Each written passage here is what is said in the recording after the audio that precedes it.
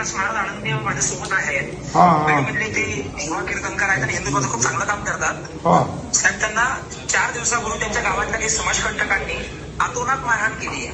म्हणजे अगदी त्यांना काठीने, रॉडने, केबलने मारहाण केली सर. बर. फक्त दैव बलवंतर म्हणून त्या आपल्यामध्ये हयात आहेत. नाही.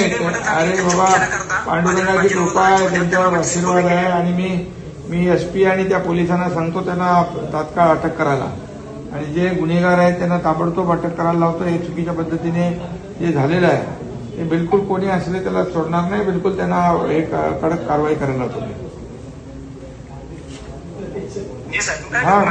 हा बोला. काय प्रॉब्लेम होता? रामकृष्ण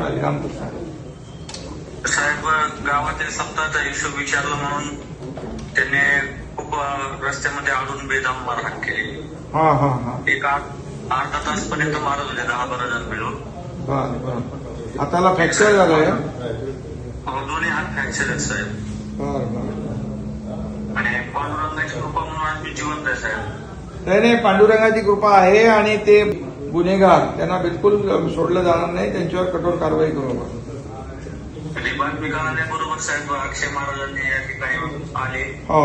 आणि आपला निरोप दिला या ठिकाणी येऊन.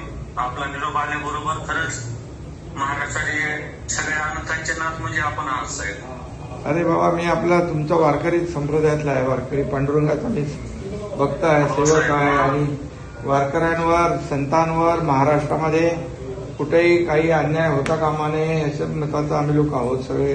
आणि सरकार तुमच्या बरोबर आहे. जे काय मदत लागेल ते सगळी आपल्याला होईल.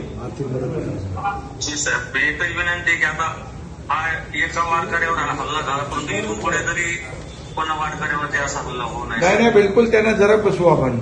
एकदम कठोर कारवाई करू त्यांच्यावर. काळजी करू नका.